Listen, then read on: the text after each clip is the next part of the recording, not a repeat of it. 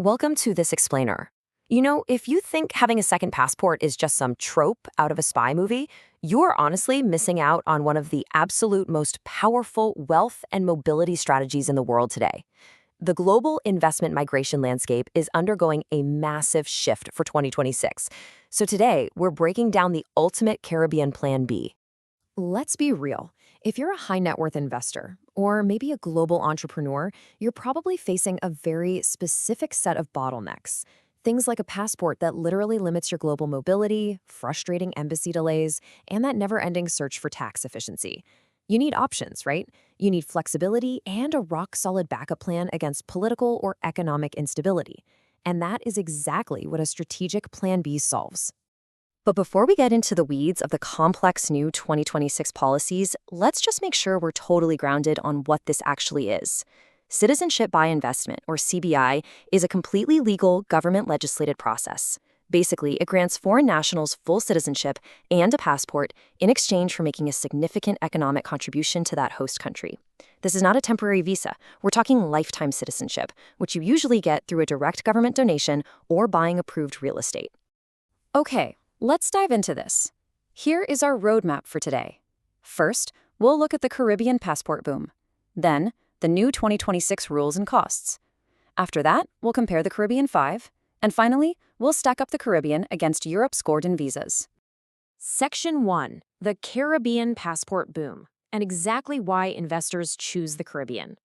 So why are so many investors flocking here? Well, the overarching benefits are just perfectly tailored for modern wealth.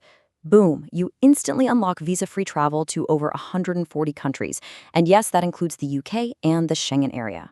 But the real game changer for a lot of folks? The favorable tax conditions. Many of these nations levy absolutely zero global income, wealth, or inheritance taxes. Plus, you can fast-track the processing for your entire family with virtually zero physical presence required. It really is a remarkably clean, efficient escape hatch. Section 2. New 2026 Rules and Costs, focusing on the new EC-IRA framework. All right, time for a bit of a reality check. The era of scoring a Caribbean passport for under $100,000, that is officially over. The absolute minimum investment threshold is now firmly set at $200,000. Under a new 2026 harmonized agreement, they established a regulatory body called ECCIR. Basically, they're enforcing this pricing floor across all 5 nations to put an end to the race to the bottom and fiercely protect the global reputation of these passports.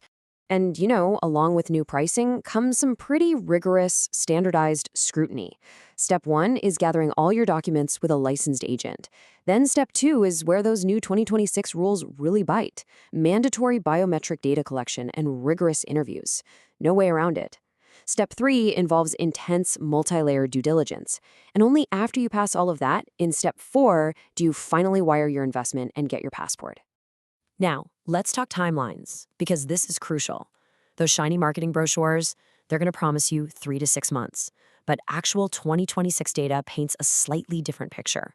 St. Kitts and Nevis is still the fastest, sitting at around 5 months. Grenada is averaging 7 months, and Dominica is taking about 9. But the wait stretches even further for the others. Antigua and Barbuda is currently averaging 14 months, and St. Lucia has the longest wait by a wide margin at 18 months. Why? Well, St. Lucia actually saw a massive 424% surge in applications, which just completely overwhelmed their processing capacity. So if you need a passport immediately, you absolutely must let the data, not the marketing, guide your strategy. Now, what's really interesting about this next slide is how we break it down. Section 3, comparing the Caribbean 5 and finding your strategic advantage.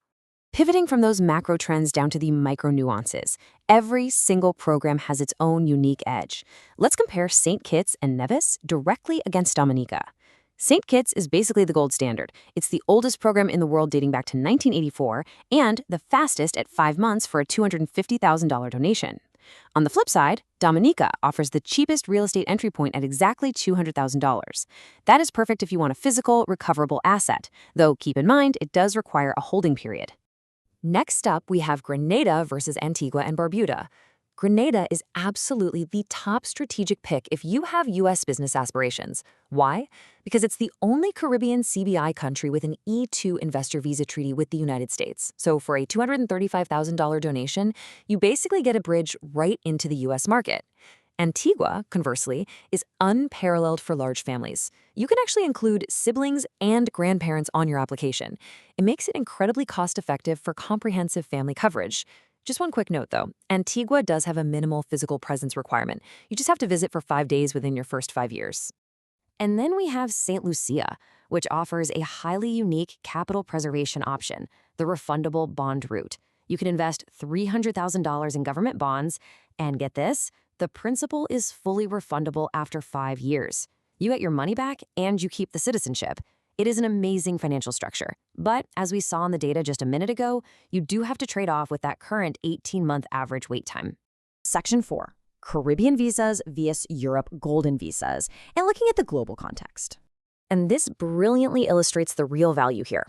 Let's zoom out and contrast the Caribbean directly with Europe's heavyweights, like Portugal's famous golden visa. The Caribbean floor is $200,000. Portugal demands 500,000 euros. In the Caribbean, you're waiting 5 to 18 months for immediate full citizenship.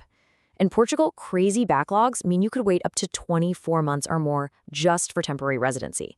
And then you have to wait 5 full years to even apply for citizenship. The Caribbean just offers unmatched speed. This quote from International Wealth Ventures really hits the nail on the head. They call the Caribbean CBI a more credible alternative to European golden visa routes for American investors seeking Plan B options. And it's true, a lot of high net worth investors, especially U.S. expats, just prefer the Caribbean structure. European programs are fantastic if you eventually want to live in the EU. But if your goal is purely travel flexibility, a clean tax structure, and avoiding those harsh exit taxes when shifting your assets globally, the Caribbean offers a much more direct, way less entangled solution. Which brings us to the ultimate question for you. Which passport fits your Plan B? We've weighed the speed of St. Kitts, the U.S. treaty access of Grenada, the huge family reach of Antigua, Dominica's real estate, and St. Lucia's refundable bonds. The $200,000 floor is officially set. So if the borders closed or the tax codes changed tomorrow, where would your Plan B take you? Thank you so much for joining me for this explainer, and I really hope this helps you build a more secure, borderless future.